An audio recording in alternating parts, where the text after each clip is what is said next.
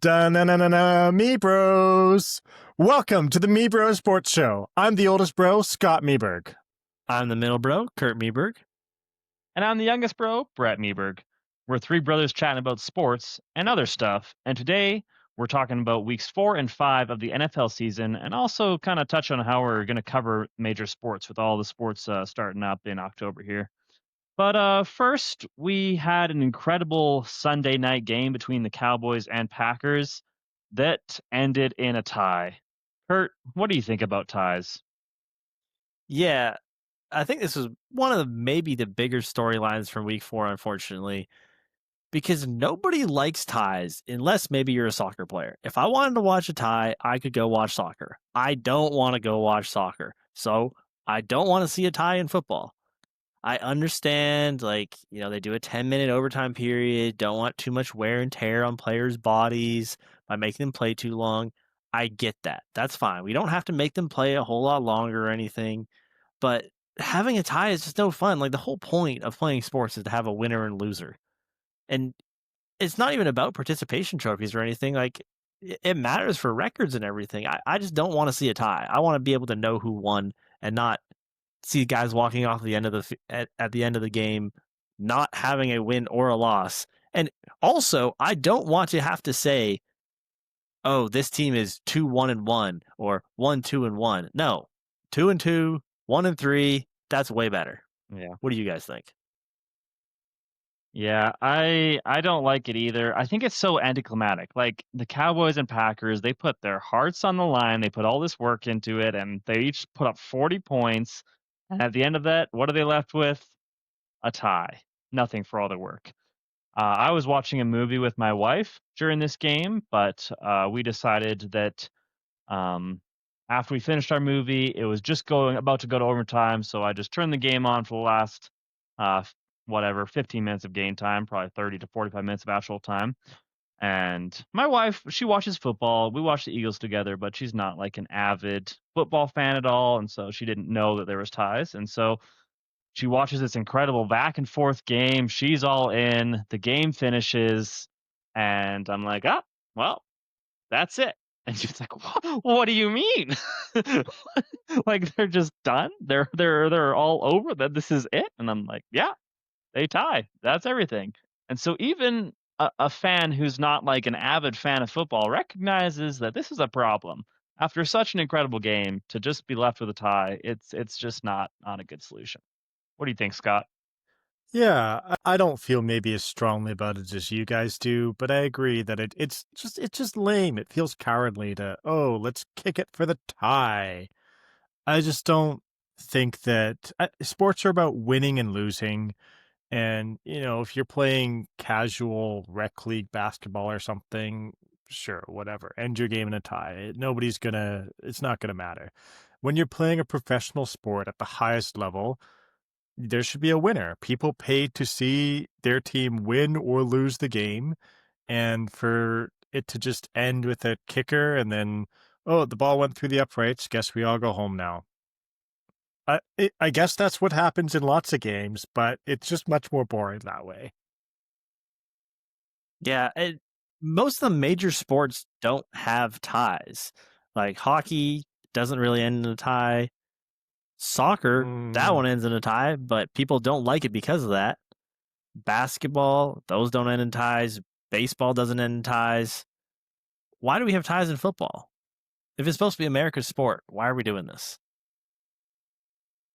Well, I mean, the reason is that players get beat up and hurt on the field. The players don't want to play more than they have to. But for the entertainment factor, I agree that they've got to find some sort of solution. We talked a little bit before the recording about the college overtime where teams, the game continues, teams get the opportunity to uh, play overtime, and if they score a touchdown, then they can continue. And eventually goes into multiple overtime periods from the 25-yard line. And then finally, they do 2-point tries. I don't like that. That doesn't seem like real football anymore. But I do think like maybe if they were starting at their own 25-yard line and then they have 4 downs to try and score. You could do something like that. There has to be some sort of middle ground I think we can reach. I have a couple of thoughts on this. I'm always one for thinking out of the box and stretching the boundaries of sports in general. So I have one thing that's crazy. It's never going to happen, but I want to throw it out there because I think it'd be a lot of fun. Six-man football. We want to lower the wear and tear. Once it hits a tie, boom, take half the players off the field. I want to see a full new version of football. We went to a smaller high school where the only football we had was six man. And so me and Scott played six-man football. And it's different. It's fun. It's a lot of wide open space. There's lots of scoring. I think it'd be interesting. It'd be interesting, but I don't think it's going to happen. The real one, which I think the NFL should adopt tomorrow, kicking shootout. Hockey has shootout, and I think field goals or field goal shootout, whatever you want to call it, I think field goals are electric. And I think just both kickers start at the 50, you go back and forth, and then whoever is the one to miss it when the other one hits it wins. And then each time you move 5 yards back. Start 50, 55, 60, 65. I want to see a 70-yard field goal versus a 70-yard field goal to win the game. I think it'd be absolutely electric. I don't think I like either of those ideas a lot. I don't watch football to see people kick the ball. I'm watching football to see big passes, guys catching the ball. So I think we could kind of combine your ideas. We don't need to go all the way to six man, but we could, after two maybe overtimes, we go to a like Hail Mary style shootout where you get the quarterback, you get one receiver and one cornerback, and they have to try and get the ball to the receiver over the cornerback. You could start from the 25, and then if both teams' quarterbacks make it, then you each move back. Now you're doing it at the 30, and you'd have different wide receiver cornerback matchups each time. So eventually, if you have to do it over and over, you get to like a second or third string running back going up against a linebacker. Eventually, you've got offensive linemen out there trying to catch the ball against the biggest, slowest defensive lineman. That would be different. That would be fun. Yeah, I think that could be interesting. I agree. I don't like the college overtime rules. I don't think it's really that fun to just start watching 2-point conversions. And the issue that I kind of have with your idea as well, Scott, is I don't really want these high scoring games. I think that it ends up inflating quarterback stats some too. If you start throwing in extra stuff like that, and like it just changes things for the rule book. And like we've already kind of done that by adding a game. I don't necessarily know if that's the way you want to do it. Now, my idea was kind of similar to Brett's, actually. I think some people hate on kicking, but yes, we go to a field goal shootout. But I don't want them kicking from the hashes. No, no, no. We're going to have each kicker go back and forth, taking turns, kicking from anywhere they want on the field. It's basically a game of horse. You can kick from the sideline if you want to. You can kick from anywhere you want to on the field. You just better make it, and the other guy better not, and that's how you're going to win. You guys say you don't like soccer. You just sound like you want football to be more like soccer here. This is penalty kicks. Okay, but like a game-winning kick, like that is sometimes the only time in a game where you'll get off your couch and like, okay, I got to stand up for this game-winning kick. We got to see if he wins the game, if he loses the game. I think kicking is electric. And by the way, if soccer was just penalty kicks, I would watch soccer. Yeah. So true, actually. So true. Now that you say it, I do have one more suggestion that I think it helps with the wear and tear a little bit. It's a little bit of back and forth. We don't have the high scoring games. This is something that I'm actually stealing from Madden, so I didn't come up with it myself. But you do a tug of war. Okay, so it's a move the ball. So you start at the 50. Each team has 10 plays, and so if you get a 6-yard run, you are now at the opposing 44. Now the other team gets the ball. And so if you get a 20-yard pass, oh, now you're at the other 34. They get a ball. It's a tug of war back and forth. A touchdown automatically wins it, but whoever is on the other team's side of the field wins the game at the end of 10 plays. I don't hate it. I'm not even quite sure I understand it, but it sounds like it could be interesting. I will throw out one It final idea. Definitely will never get approved. Definitely is not in the interest of player safety. Oklahoma drill. Let's just line them up and let Yeah. them hit each other. We could do the Oklahoma drill, the style that I talked about, where you just get one player each time. So you're going to start off probably two defensive players, and then eventually you work your way through until you've got the punters lining up against each other. I do like that's a good idea. I think Miles Garrett would be pretty good at the Oklahoma drill. And I just came up with another idea.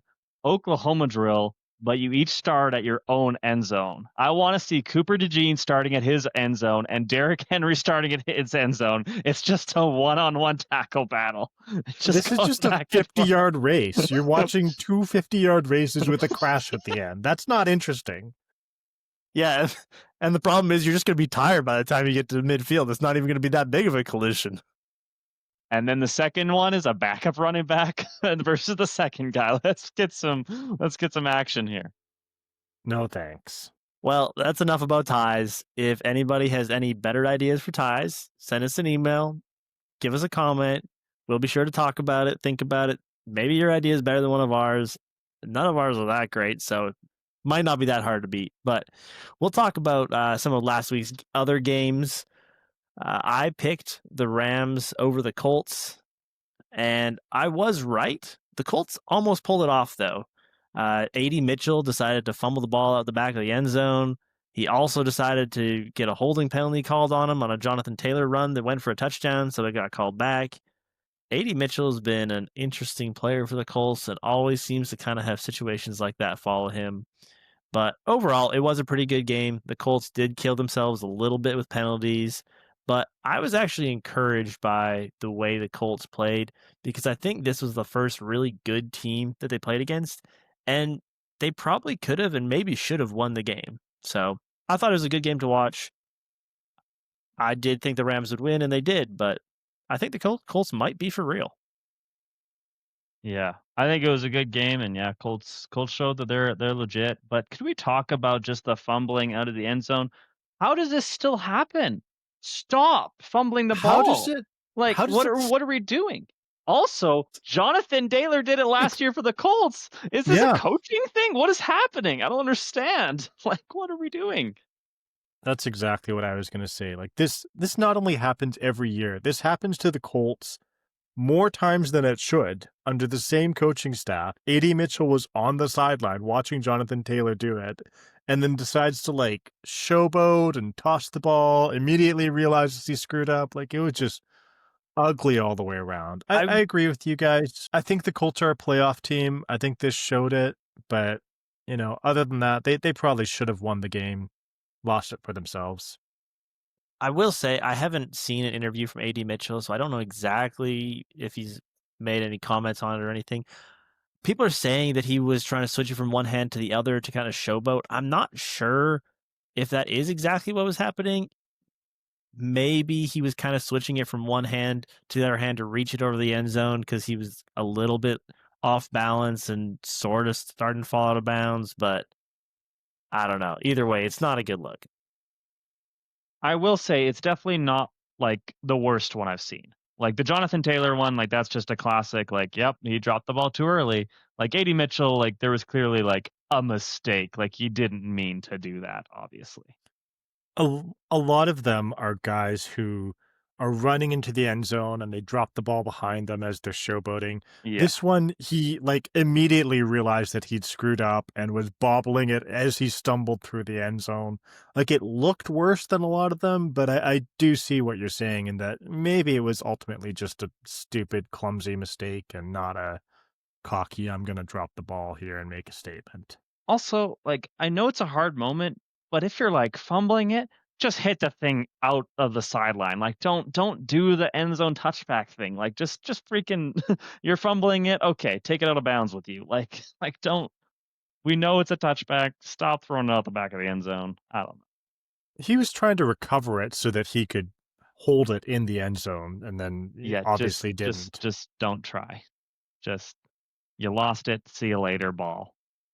I just don't I think it's too hard to make that decision in the Yeah, moment. I know. I understand that it's, back and forth, but, why don't you give us your game from last week? Yeah, I took the Ravens over the Chiefs. I actually, like, the next day was thought about it and was like, "What was I doing?" The Chiefs are at home. They've got Patrick Mahomes. The Ravens are injured. They've given up 40 points in every game, and I regretted my pick. Ultimately, the Chiefs did win it. They beat the Ravens 37-20, and it didn't look that close. Lamar Jackson was hurt. The Ravens have lost like half of their defense and multiple players on their offense, so they're looking kind of ugly there. The Chiefs are maybe back on track, but we'll see how it goes for them this week against the Jaguars. Yeah, I think that last week both Brett and I said that we were a little bit more concerned about the Chiefs than the Ravens. I don't know. We might have been wrong. Maybe we should be more concerned about the Ravens than the Chiefs. I mean, the Ravens have lost to some good teams. I get that, but they've been giving up way more points than they should be. And that defense looked pretty bad at the beginning of last year, and then they kind of turned it around. I'm starting to wonder if them turning it around last year was maybe the exception and not the rule, and them going back to being a not great defense. Maybe that's more who they are. So I'm a little bit concerned about the Ravens. I still think they're a good team. They've got a lot of players there. I think they'll figure it out, but the concern level for them has definitely gone up. Yeah, I'm not too concerned about the Ravens, honestly. I do think people are overreacting to losses against the Bills, which might be the best team in the league, the Lions, which is probably a top 3, 5 team in the league, and then the team that's made the Super Bowl the last 4 years, 5 years. Like, I think the Ravens are okay. They've lost to some good teams. They haven't looked pretty. The defense hasn't looked great, but nothing makes a, defense look good like the Texans offense. So I think they have a get right game this next week. I think they have the potential to get right. I just really think the injuries are what's going to kill them. With Lamar obviously out, they've got Cooper Rush as their backup. We talked last week about Cooper Rush and how we cannot picture him as the Ravens starting quarterback, backing up Lamar, and now he is going to be in that position. So that's my major concern for the Ravens. Like, I think the coaching is good enough, the talent is there. It's just whether the talent is going to be healthy and able to contribute in the games is what's going to make a difference. I am pretty concerned. Like the Ravens run game does like rely a lot on the read option with Lamar Jackson. And then there's no threat of that. And the run game hasn't looked good already where the threat has been there. And then you take out the threat of a QB run with Cooper Rush in there. I do just worry about how that's gonna look. For my game last week, I took the Buccaneers over the Eagles. As a longtime Eagles fan, I have seen the Buccaneers beat the Eagles time and time again. And this game started off, and I was pretty optimistic about the Eagles. And the first possession, they get a 3 and out, and then the Eagles block the kick and they'd run it back for a touchdown. I was thinking, okay, this is going pretty well. And then the Eagles' offense was running on all cylinders. I like Jalen Hurts' first half against the Buccaneers, maybe the best half of football I've ever seen him play. Like I think he went 15 for 16. He didn't miss a single pass. He was absolutely incredible. Like he was running the ball well. Like it was a really really good half of football. And then in the second half, the Eagles that I've seen face the Buccaneers over the last 5 years came to play, and I don't know if they were hot. It was really hot that day, and they just got overheated, and they were absolutely awful. The offense was terrible. They kept forcing the ball to AJ Brown. Jalen Hurts was missing those throws. Offense looked terrible. Defense gave up 2 big plays. Andrew Makuba, their rookie second round safety, gave up 2 pretty big passing plays. It's the biggest passing plays against Vic Fangio's defense in the last 2 years, and they're both in the same game. So not great. And I really thought the Eagles were gonna blow this game, but they did the Eagles thing where they hang on for dear life, and somehow the other team doesn't take it away from them, and they won the game. But it was closer than it should have been, but then yeah, it was a weird game, but for I a I game. think you're actually understating a little bit the Eagles' offense in the second half. They did not complete a pass in the Yeah, second half. it was Like, horrendous. they that is just a staggering stat, and I saw like, it's one of those things where, the last 400 times when a team hasn't completed a pass in the second half, they have lost 399 of those or something, like, And the it Eagles just are always on the other end of those stats. I don't know. Yeah, it's crazy. frankly, the Buccaneers didn't play that well either. Baker Mayfield threw his first interception, Jihad Campbell, the rookie, caught that one.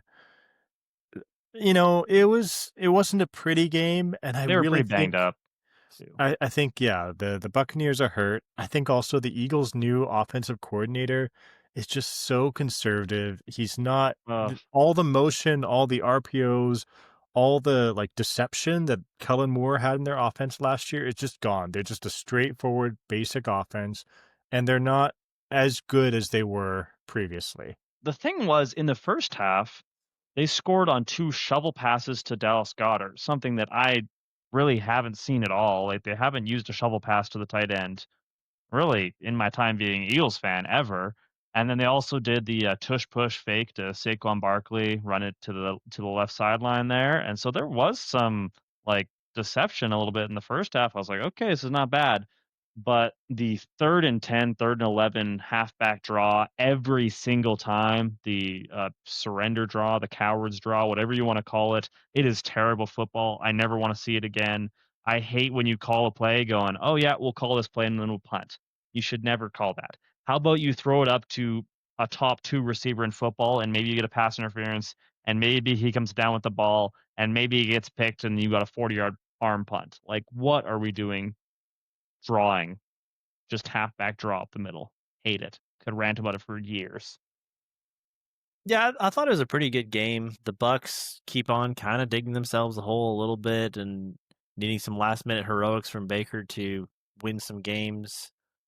I guess they were up a little bit on the Texans, but it seems like Baker's bailed them out of some holes, and this was just one hole that he couldn't quite bail the team out of. But there were some Yeah. other pretty good games from the week.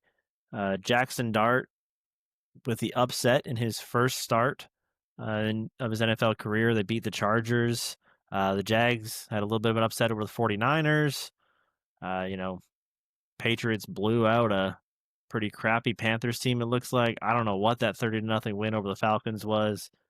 Pretty good game between the Falcons and Commanders this week. Bears Raiders had a last minute blocked field goal. What games interested you?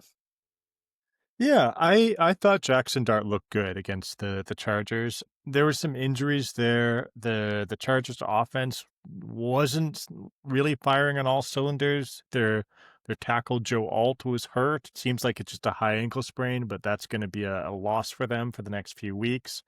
And obviously for the Giants, they lost Malik Neighbors, their first round pick last year, tore his ACL on the MetLife turf, which is a whole other thing that we could go into at some point.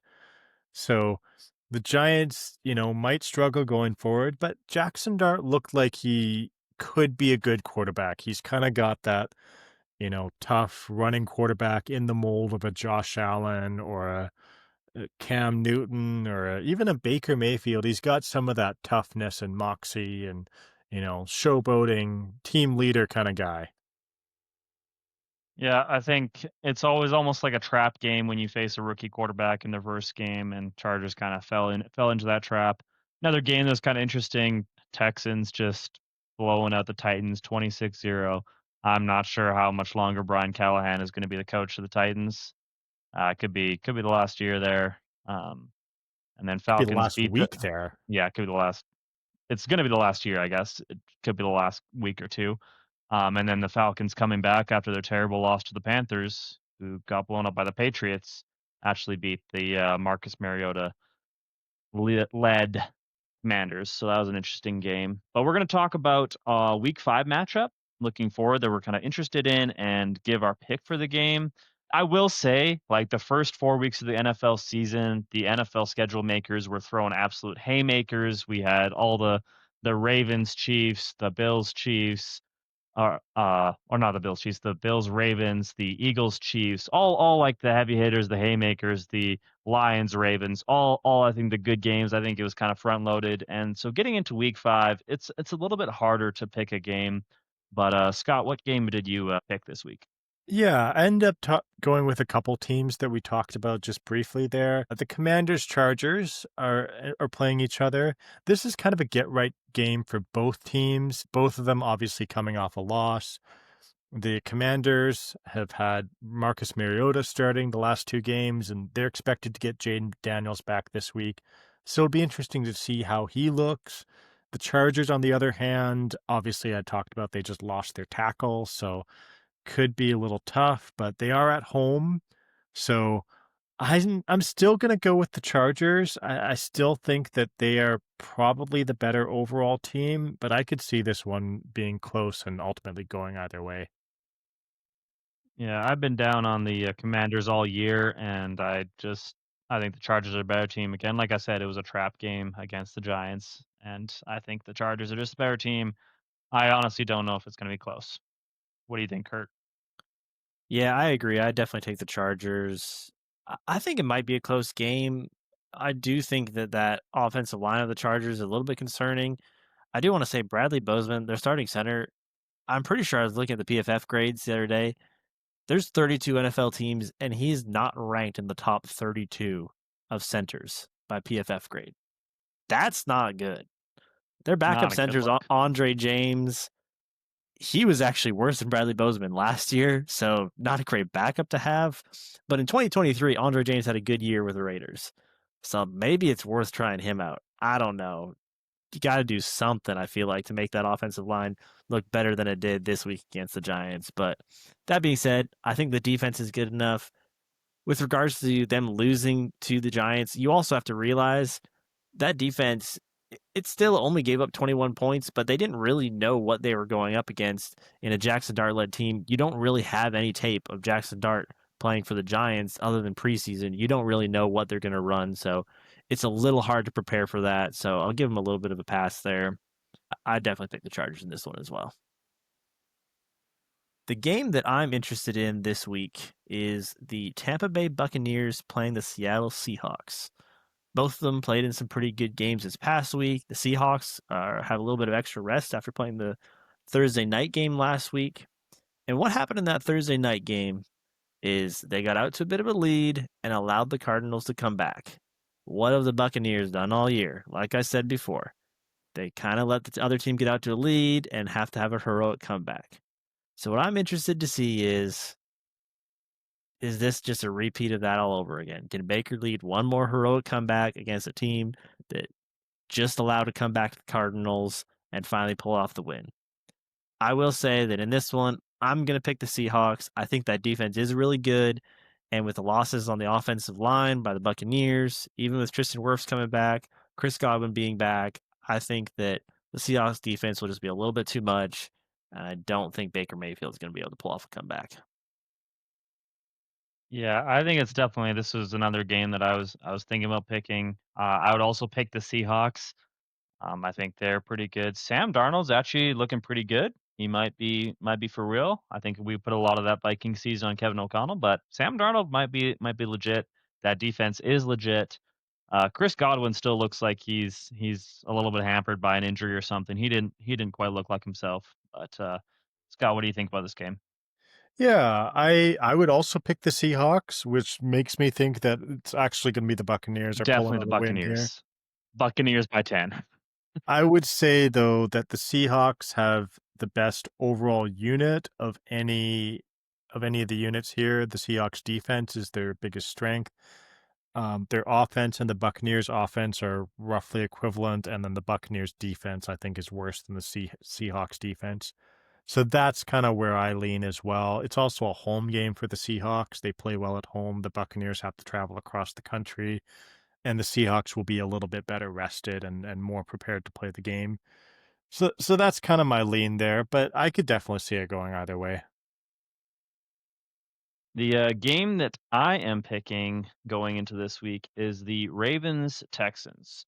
Again, kind of like almost a get right game for both teams. The Texans blew out the Titans last week, as we kind of said, but are the Titans even like a real team? That was their only win of the season. And now they get to face the Ravens team, which has played really tough teams other than the Browns that they blew out.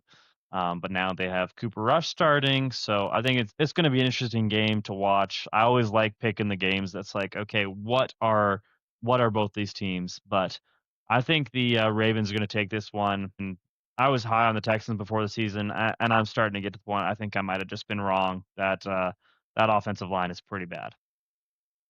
I will actually be very surprised if the Ravens win this one. I think the Ravens defense is absolutely atrocious. They're one of the worst defenses in the league. They're getting run on all over the place. The Texans offense has not been good. I don't know if you guys saw the clip where two of their offensive linemen blocked each other, and then all six of them blocked one guy while CJ Stroud was being tackled by two guys behind them. It's bad. It's bad all around. But I think that they can't be that bad again, and they still did manage to win 26 to nothing, even despite that. So I think this is a get right game. I think that the Texans defense is going to totally shut down this Ravens with Cooper Rush leading the offense. And I think they can score enough points that they will be able to come up with the win here. So I'm taking the opposite side from you there, Brett. Yeah, the Texans saw how bad their offensive line was last year, and they said, "Hey, we need to go out and get new players on the offensive line." And they are now realizing Ship off that our best one. different does not mean better. It just means different. And in this case, different might be worse. And that's saying something. That offensive line and that offense in general has not looked good. I was saying before this podcast, this is the very movable object of the Ravens defense facing the unmoving force of the Texans offense. It is just incompetence on either side of the ball. That's, I guess, what I'm interested to see is which one of these wins the battle of who can be slightly more competent. We'll see. I still think that I trust the Ravens a little bit more than the Texans. So I would go ahead and pick the Ravens in this one as well. One thing I did want to touch on, though, as well, and this is just a PSA for everybody going forward. I am not going to talk about any of the teams I'm high on anymore. I'm not talking about I'm I'm just a jinx because I talked about the Packers and Chargers and how I was high on them, how I was right on them. What happened? The Chargers barely squeaked out a win against the Broncos, and then they lose to the lowly Giants. What happened to the Packers? Oh yeah, they decided to go lose the Cleveland Browns, and then maybe worse, ended in a tie. Like I said, I hate ties. That sucked. I'm not talking about the teams I like anymore. Not going to do it. I'm not jinxing anybody. Just know that everything I said will probably be right, but I'm not talking about it. Yeah, we barely talked about the actual Packers Cowboys game, but this Packers defense that we were hyping up so much gave up 40 points. Now the Cowboys offense is good, but are they 40 points against one of the best defenses in the league good, or is maybe the Packers defense not as good as we thought? It's all good. The Packers are going to get a week off. They're on their bye week, and then they get to face the Bengals, a team that everyone cheers when they get to face them right now. So I think that's a good get right game for the Packers that we'll be able to talk about next week. Yeah. Yeah, we've got the first week of buys this week with the Falcons, the Packers, and there anyone else on a bye The this week? Bears and Steelers. Bears and Steelers, yeah. So a few less games to talk about this week, and then a few less games every week, most weeks going forward. But to close the podcast this week, we wanted to talk about the month of October because this is the one month where all four major sports are playing at the same time. Obviously, the NFL is in season. The Major League Baseball playoffs are just in the first round right now. And both the NBA and the NHL season start soon. We've even got the WNBA final starting this week with the Las Vegas Aces taking on the Phoenix Mercury, which will be the last time we talk about that series or the WNBA for a very long time. We've built this as a Meebros sports show and then pretty much only talked about the NFL, so we wanted to offer a little bit of clarity. Obviously, the NFL is what we care the most about. It's what we primarily follow, and so that's what we're going to keep talking about the most. But we do want to cover major stories in other sports if there's something that's interesting to us, especially, or if there's something that's interesting to any of you. For baseball, for example, I'm an Astros fan, so if they make the playoffs and go on a run in the future, they obviously didn't make it this year, unfortunately. We'll probably talk about that, or at least I'll force my brothers to talk about that at least a little bit. And if the Blue Jays make the World Series this year, we're all Canadian. We all have a little bit of a rooting interest in that. None of us were alive the last time the Blue Jays won a World Series, so we'll talk about that as well.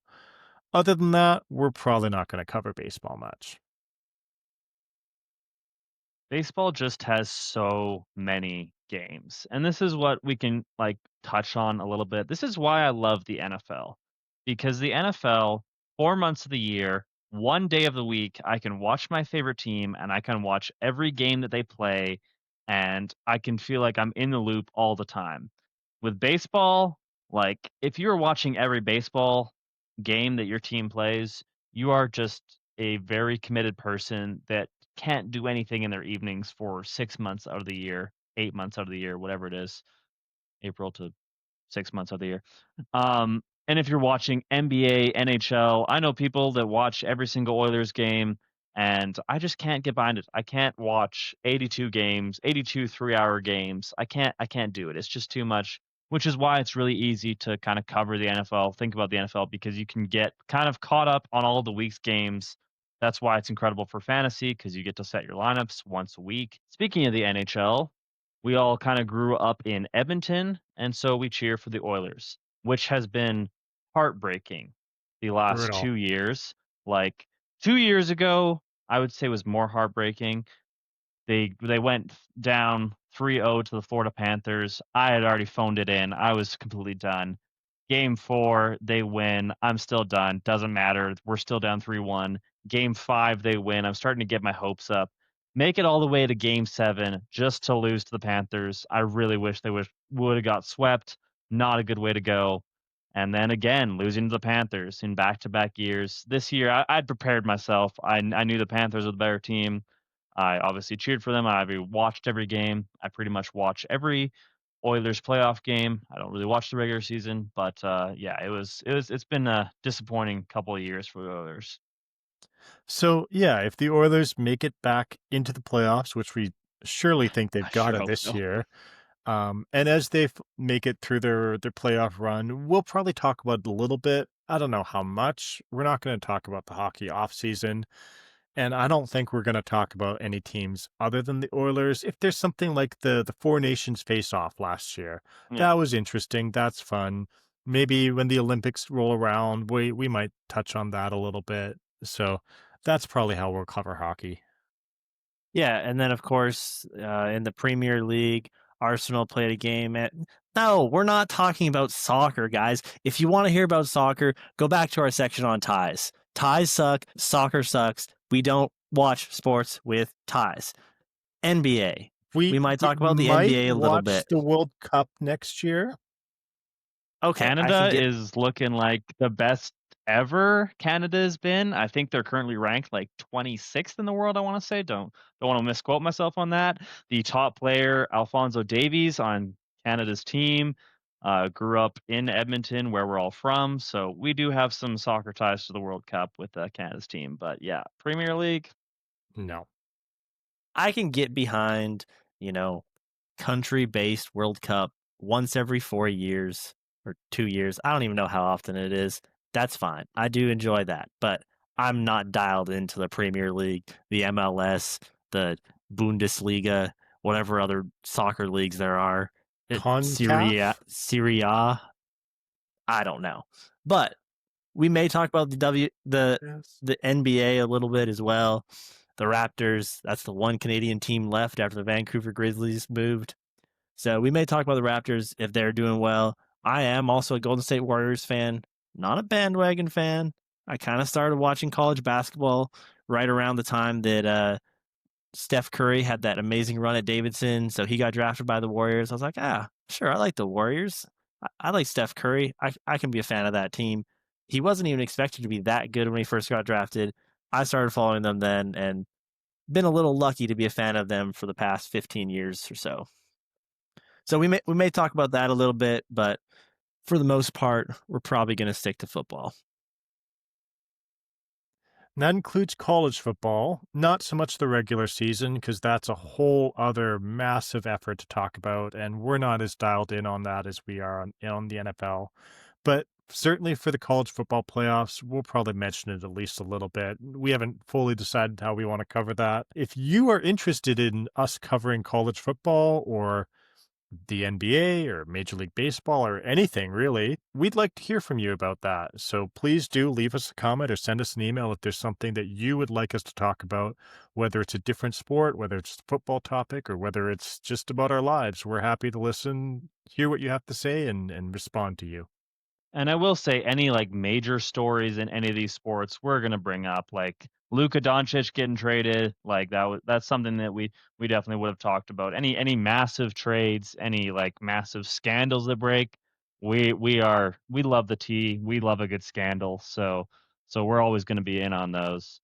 But yeah, we're kind of just gonna be covering the major stories and then a little bit of here and there.